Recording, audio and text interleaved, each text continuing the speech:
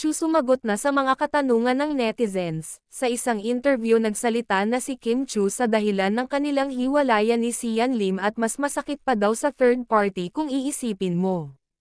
Matatanda ang may ilang buwan na ring isyo ang hiwalayan nila Kim Chu at Sian Lim na ang itinuturong dahilan ay third party, na matagal ding naging palaisipan sa kanilang mga fans at sa mga netizens.